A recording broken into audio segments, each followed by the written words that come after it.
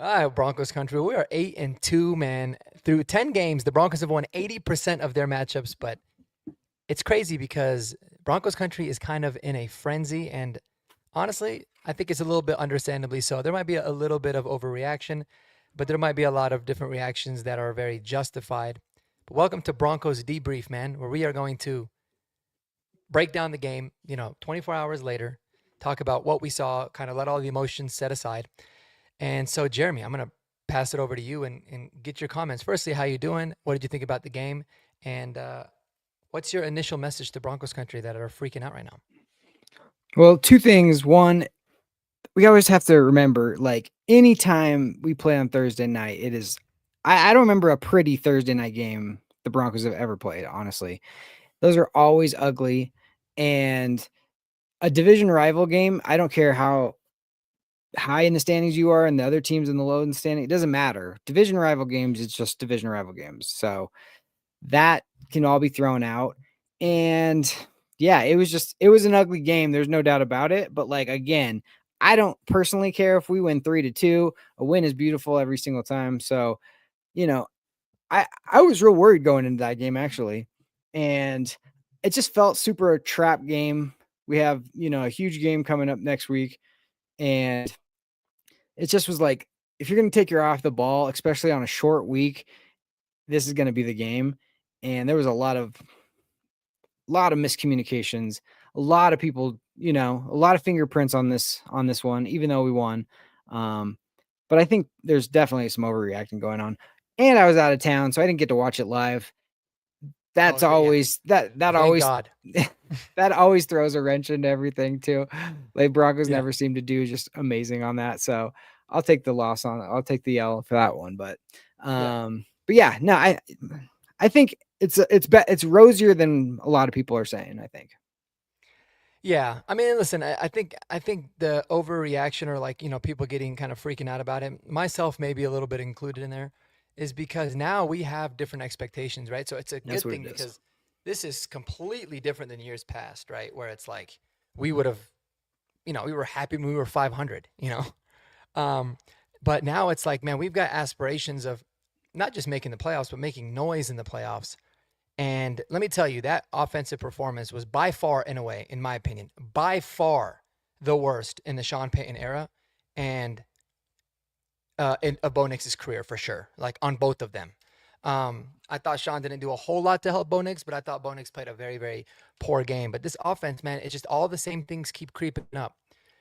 Everybody looks like they're overthinking all of these different penalties.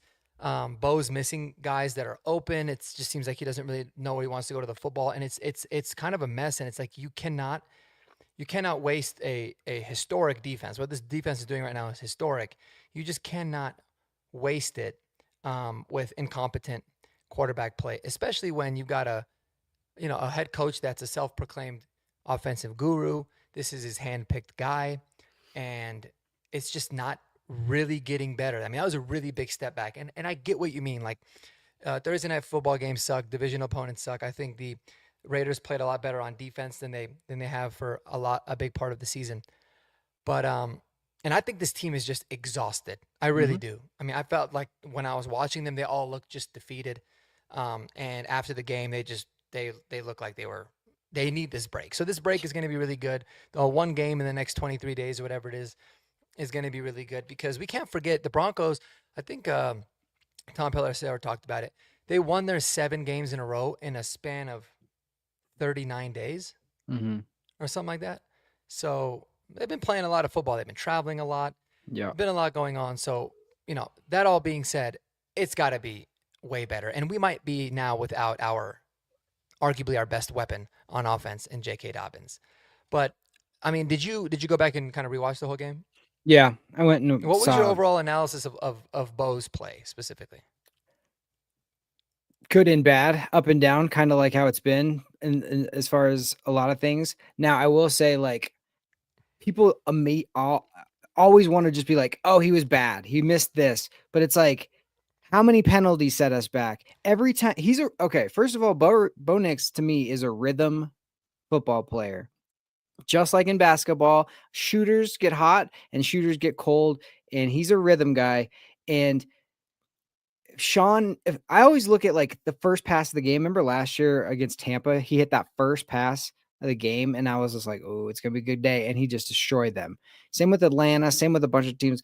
Like if he comes out and hits that first one, I can kind of know where it's gonna go. I think Sean needs to kind of help him get into like a little bit more of a rhythm. But the penalties, the drops, every time he would make a play, somebody would drop it. It was just like anything where we could finally start to build on something or like kind of get out of the rut, we didn't do it. And it people just want to blame him or blame Sean, but it's the whole offense. Like it's the false starts. It's the like Mercedes Lewis got flagged. Like I mean, 11 penalties is insane anyways. The offensive pass interference on Bryant was like such crap in my opinion, but it's those type of plays where he makes a big play, Bryant does, and then they negate it, and now it's long you have to overcome.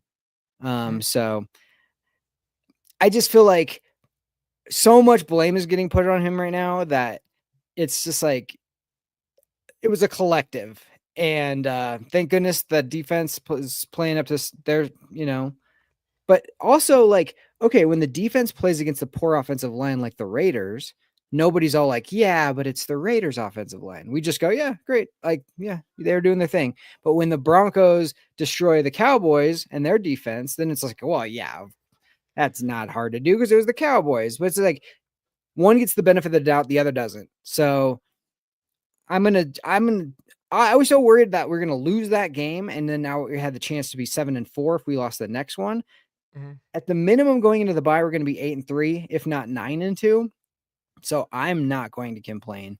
Like there's obviously a lot to clean up. A lot of it is coaching, in my opinion. You can't have those. You can't lead the league in penalties like in week 11 and not have that come back on the coaches. Like, I'm sorry. And it's just mental mistakes. And like you said, I do think they're exhausted. I think they're exhausted mentally, physically, all of the Yeah. above. So, Well, I think it showed yesterday because I feel like when you're tired, man, when you're just kind of beat, that's when you make the mistakes.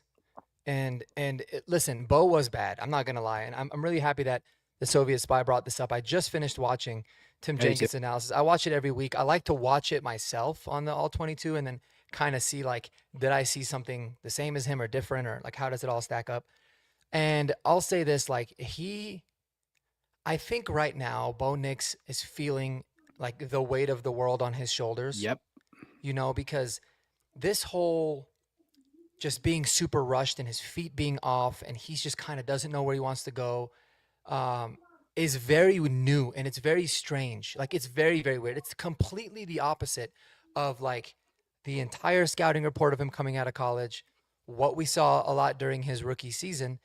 And so it's almost like something's getting to him and he's pressing so much.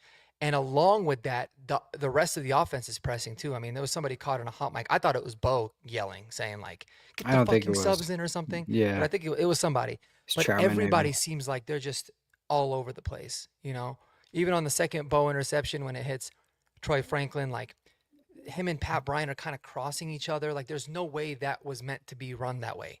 Mhm. Um, but But there's also no excuse to get hit in the chest and then pop it up for like both of those yeah, turnovers, in my opinion, were both on Franklin because Franklin stops running on the first one. If he just continues the run, like you said, it goes back to the mental and the physical like tiredness. He's like quitting on a play and then all of a sudden having to ramp back up, also getting shoved a little bit. And there's that first pick. It's the end of the half. I know they're taking a shot, you could say like you don't need to throw that on second yeah. down, but like at the same point, like if he just runs it full, it could be it's probably just an incompletion, if not, whatever. Yeah, and I feel like it was like maybe they hope that they get like a The DPI. PI. I mean, I would have Yeah. liked to see that maybe more on third down. It was definitely like a screw it.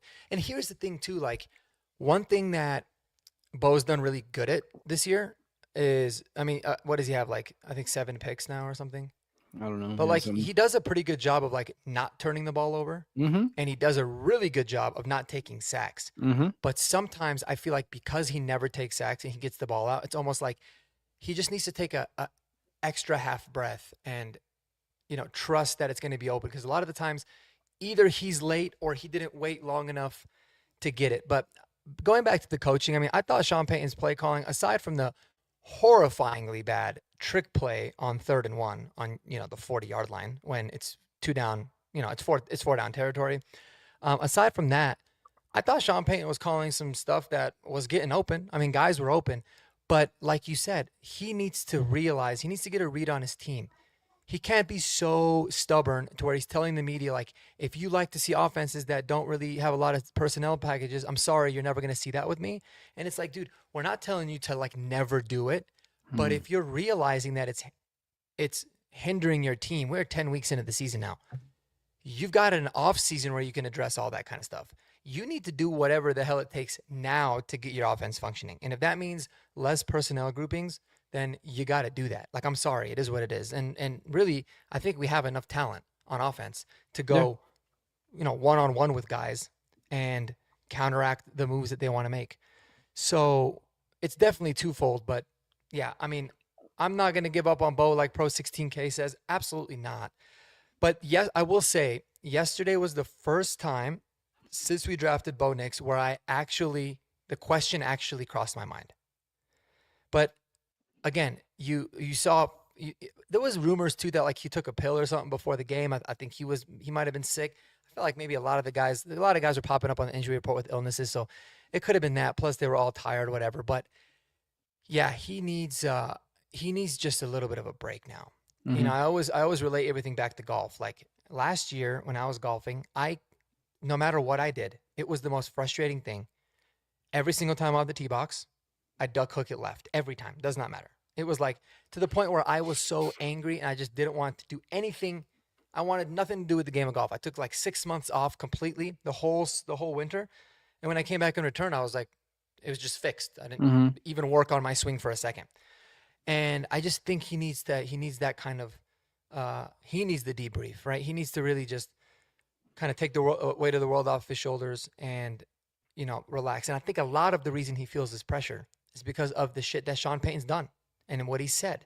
Like, we talked about it a lot. I hated when he was like, Bo can be a top, 4 to 5 quarterback in the next few years. Like, it's cool to hear that, but you're like, dude, let's just take it 1 year at a time. You don't have to say that. Right. So it's a lot, I feel like just the media in general and this national media, local media, everybody, like there were so many people that didn't think Bo is the guy coming in that they're like chomping at the bit to be like, I told you so. And it's like, no, you freaking didn't, dude. We're 8-2. Everybody else, Caleb doesn't look good. Jaden's hurt. McCarthy's been hurt. Penix is all over the place. Like Drake May's finally coming in. Like, they just love to be like, I knew this was my thing. That's just my take. And I was right all along. And it's just like, we need to just chill with that, Yeah. You like, I'm cheesing. We just played golf earlier, man. And this is such a good inside joke. It's just about like the Kendrick Lamar Drake stuff, but we kept saying, why you cheesing, fam? Cause it just became something funny, but yeah, no, I mean, I agree, bro. And people, the media is so quick to talk about like, oh, look at the teams that they've beaten. But they'll conveniently leave out who the Patriots have beaten too, right? Oh, yeah. But the thing is too, like, it doesn't have to be a straight competition. It's not like the Broncos chose Bo Nix over Drake May or Bo Nix over Jaden Daniels. Like, they weren't going to be able to get those guys. But I think they ended up ultimately getting somebody that they wanted in the first place. But it really doesn't matter that like comparing with everybody else. I mean, everyone's trajectory is so different, but a little bit of this regression was definitely something that I feel like is concerning, but I don't think it's unfixable. It just needs to get fixed immediately. It was almost like I kind of feel like, man, if we don't come out against the Chiefs and look at least a little bit competent offensively, I hope we get absolutely demolished because it's like, it might take that for this team to really be like, all right, like, because like when you're winning, but you have a lot to work on, like it's a good thing, but you're never going to fully take it that seriously because you're like, at the end of the day, we're still winning, like we're doing what we can to win games. But yeah, when you finally lose, that's sometimes when it's like, okay, we need to revamp. We need to rethink a lot of things. Yeah, for sure. No, it certainly might take that. But. And there's a couple of things real quick about the Tim Jenkins thing. There was a couple of things I just flat out disagreed with him on. Like the ball's hitting uh, Evan Ingram in the hands after Bo like makes something out of nothing, and he's just like, and he misses him. I was like, I'm sorry, dude. You're like one of the highest paid tight ends. Like you're a professional pass catcher. You should catch the football when it hits both of your hands. I'm sorry, that's not a miss. And then there was one where he was talking about he needs to step up a little more. Like, okay, this guy has had a lot of batted balls. Like, the last thing he's going to do is step into everybody's like, "Oh, he's climbing into pressure. He's doing this, you know. He wants to go into pressure. He's like fading in." So it's like, what have it which way do you want it? Like that's what drives me nuts. It's like the end goal. If he misses the pass, then it's like, "Oh, you messed this up." But then there was one on that screen that ended up being like a pass interference on Franklin because he was blocking already.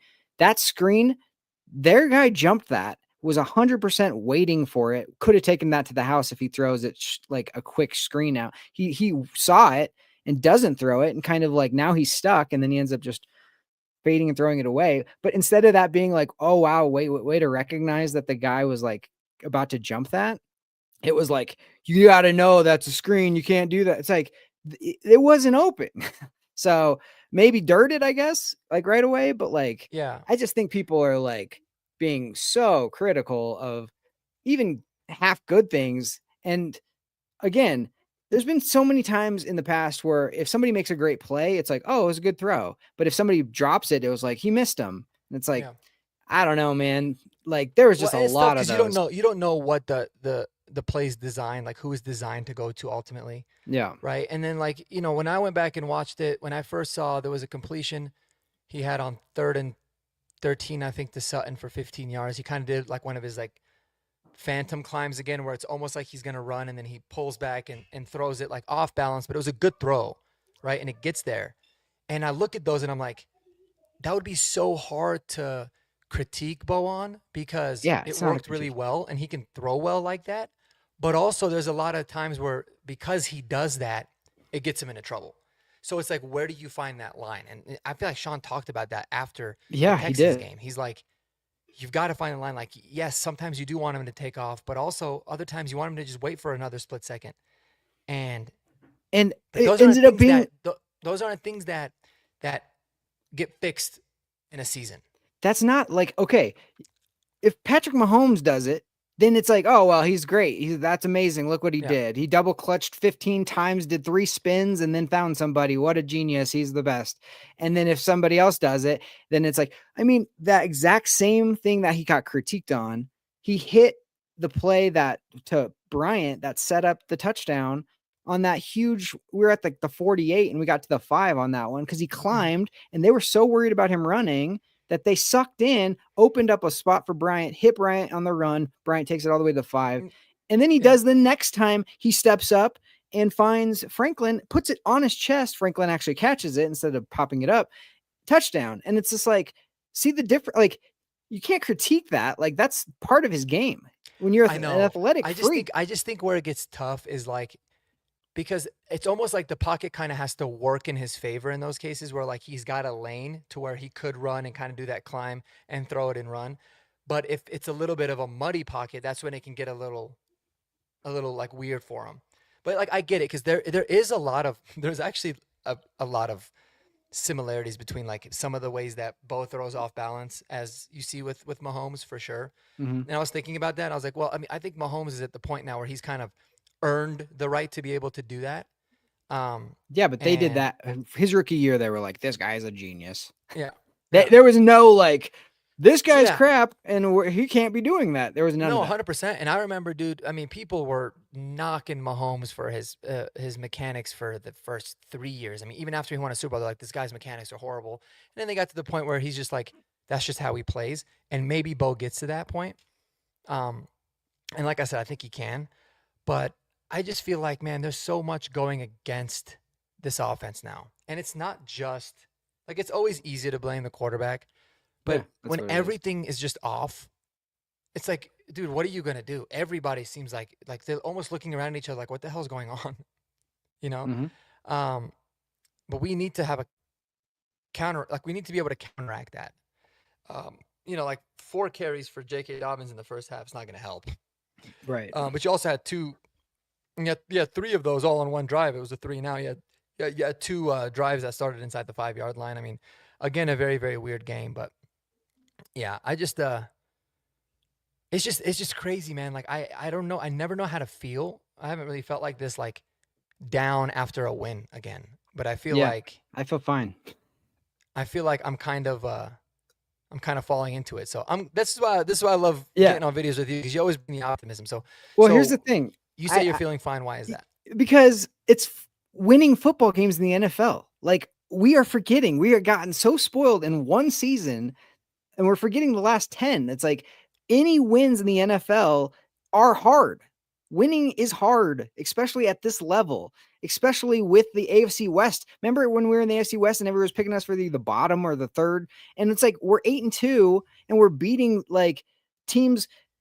We're on a 7-game winning streak, and they're winning exhausted. They're winning on Thursday night. They're winning when there's a million penalties. They're winning with drop passes. They're winning with interceptions. And I would be with a lot of people if I didn't live through 2015, but I did live through 2015. If that year taught me anything, that taught me like you can win the Super Bowl this way. And I'm not saying we're going to win the Super Bowl. I'm not saying we're going to get the Super Bowl. I'm not saying any of that. But what I'm saying is I didn't think winning this way was sustainable. And then I watched that team. And I'm not saying this defense is as good as them, but like when you have a pass rush at the rate that we do, you can be in any sort of game. And if you can win 7 straight games playing pretty not great on offense, and it's NFL, like you beat the world champions, you went to London, you did you came back from like you scored 33 points in the fourth quarter. You did like you won in a million different ways. You won ugly, you won pretty, you beat the crap out of the Bengals, and you beat the crap out of Dallas. Like you figured out 15 different ways to win a football game. It's not the same thing. But 2015 taught me like everybody was saying the same exact thing about Peyton Manning. Like, we're going to have to go to Brock. We're going to have to make these changes. This isn't going to be good enough. When it gets to the playoffs and we're playing the Patriots, that's not going to work. Blah, blah, blah, blah, blah. But like, if the team is together and the team believes in it, like, they just, like I've been saying, you just have to get a little bit better. I think this break is exactly what we need. Sean needs to look at himself as far as like rhythm and play calling. I don't like if it was me, I would have not them snapping and getting into the huddle with 15 seconds left. I would get them out of the huddle with 22 seconds left. Especially at home. Yeah. Like give him time to operate, take a breath to it. It's just everything is like to the last second, Yeah. make a check to the last second. And I just feel like it's a little sped up. And again, all of our talent positions, except for like 2 or 3 guys, are super young. They've never been in this situation. I'm telling you, like in 2015, we had Emmanuel Sanders, T, Peyton Manning, like CJ, and all these people had played for like multiple years and they weren't looking good up until like they finally started getting together, and they still weren't good and like great in the playoffs, but like they were good enough because our defense was so strong. Like I understand being frustrated. I want to beat the crap out of the Raiders. I want to do all that. Don't get me wrong, but like you figuring out winning is winning and figuring it out. I feel like if we needed a touchdown to win that game, we would have got it. Like, you know what I mean? Yeah. But we needed to run the clock out. So that's what we did. But I just feel like it's exactly what you said. Our expectations have gotten to the point that they were like, the sky's the limit. We can win the Super Bowl. But now we're like, oh God, we might lose the Super Bowl if we don't play this well. But it's like, you also have to just take a macro look at where we are. We drafted this guy 1 year ago. Our coach is we've had him for 2 years. Most of the guys on the offense are super young. And like, we're 8-2 and we're in number 1. We have the best record in the NFL. But yet the bettors want to like put us in like 10th best. That's fine.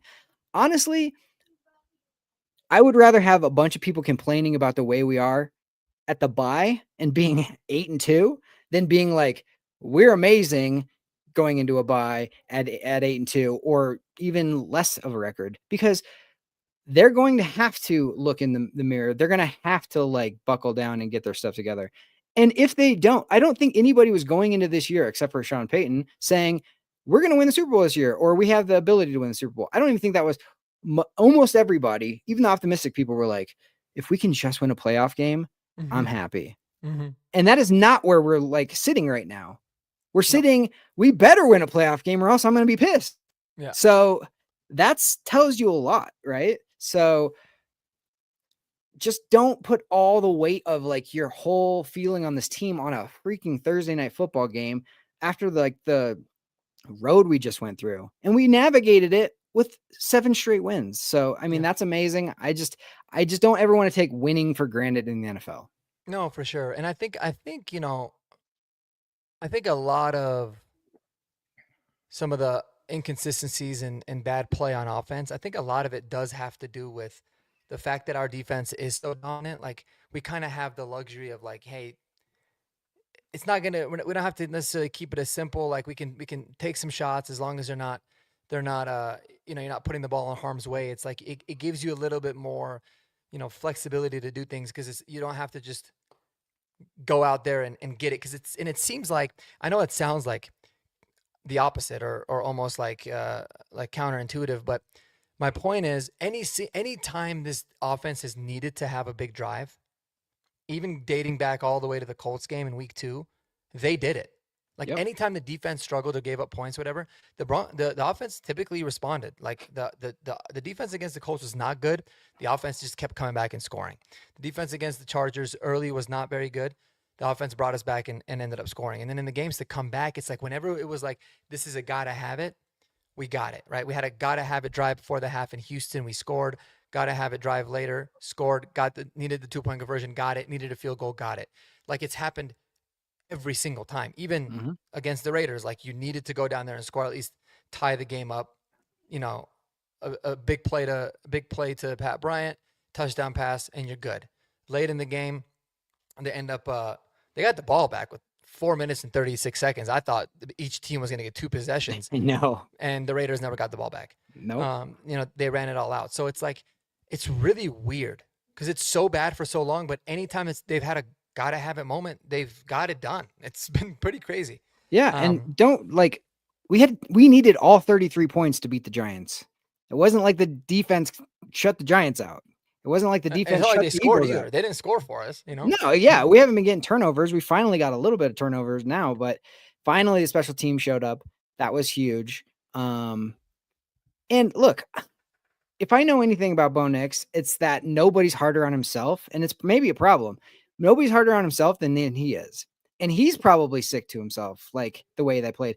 If you looked at the video last night, when we had to, after that block punt, and then we had to settle for the field goal, he ran off and Sean was like, "What's up?" And he was just like, "Oh my God, I cannot believe I missed the one on the, you know, to Ingram in the corner." Like, he was so pissed off at himself for that. And that's great. That's exactly what you want. You don't want Russ just running back to the thing, ignoring the head coach and just being like, "I'm out." And that Ingram one, man, his feet were really, really bad. But then when I rewatched it, I think he was really expecting Ingram to just turn around and sit in that zone because it was wide open.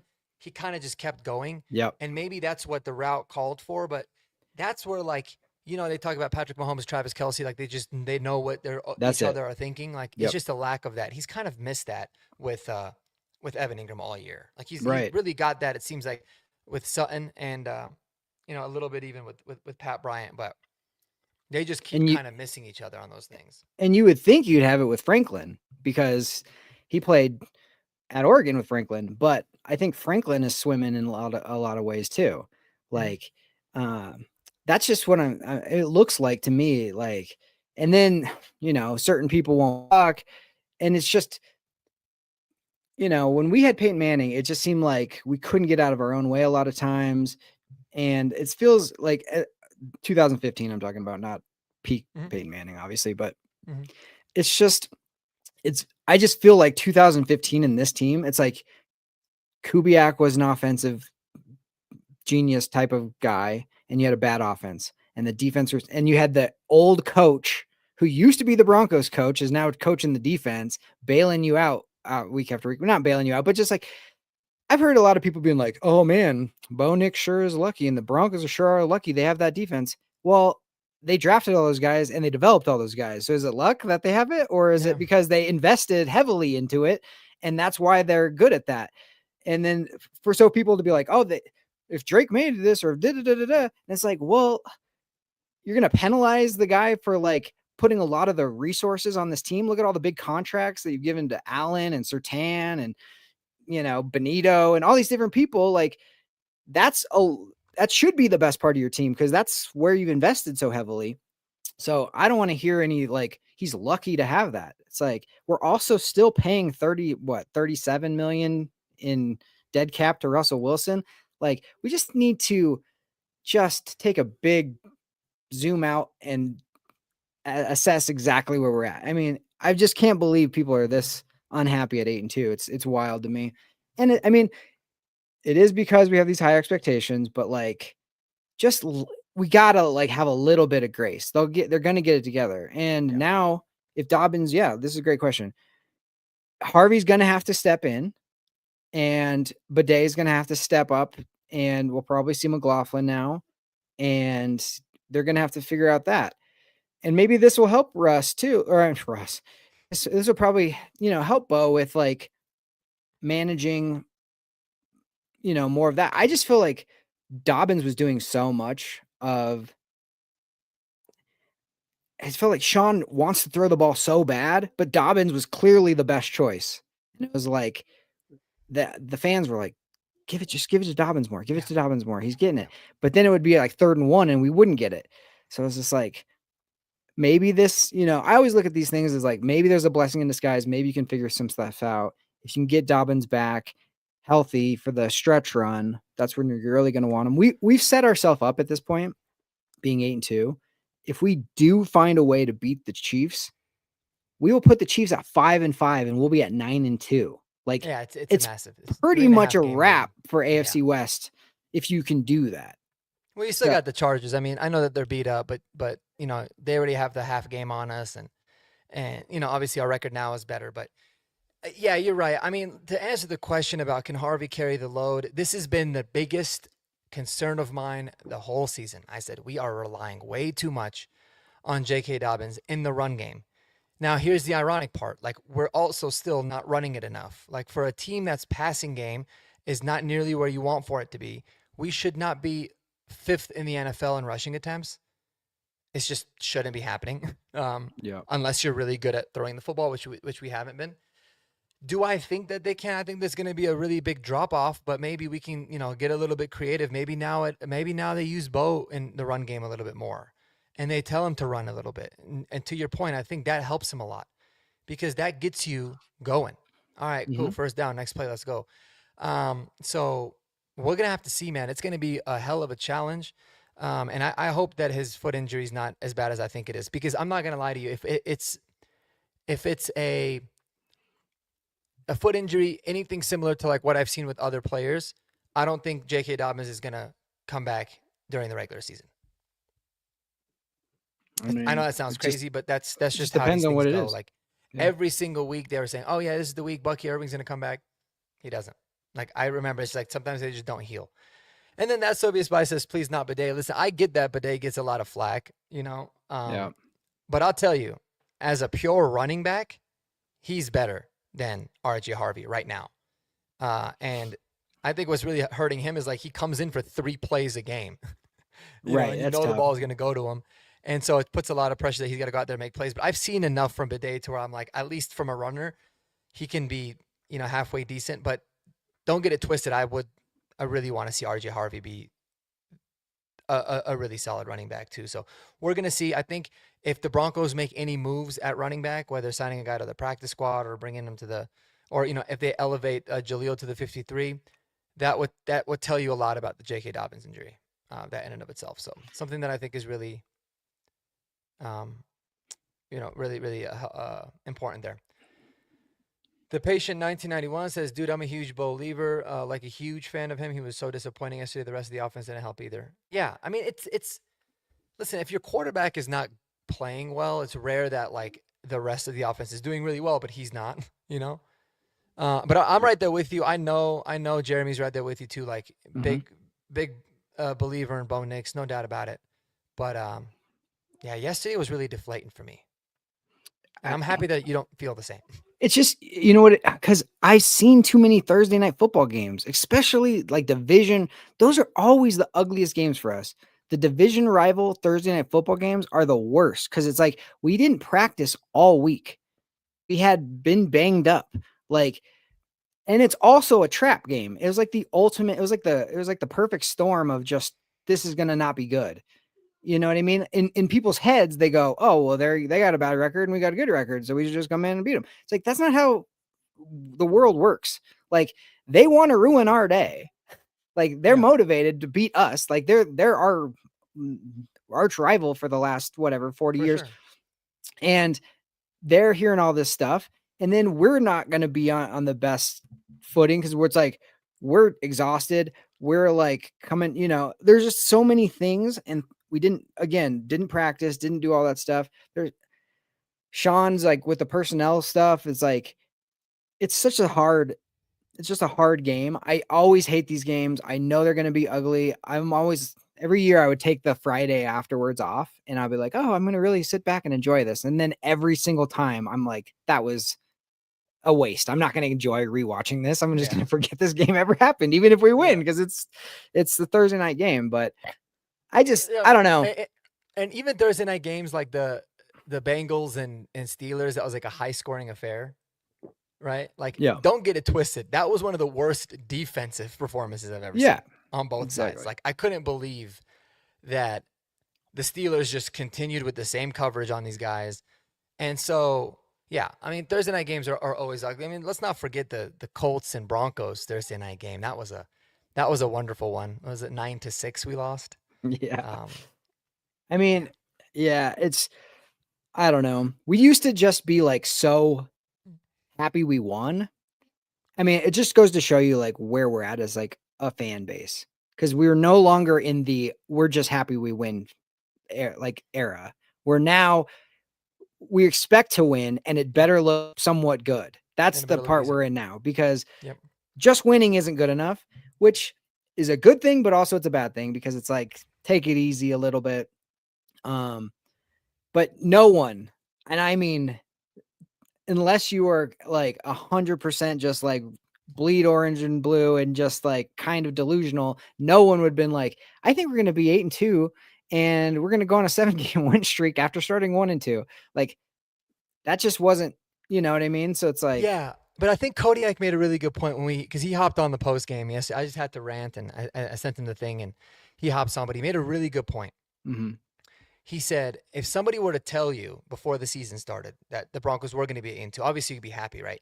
yep. But wouldn't you think that like, damn, like Bo Nix is probably going to have a really big like MVP caliber season. This offense is going to look really, really good. Like you would expect that it would look a lot different than it does now. Well, again, we only characterize like pretty and ugly from an offense.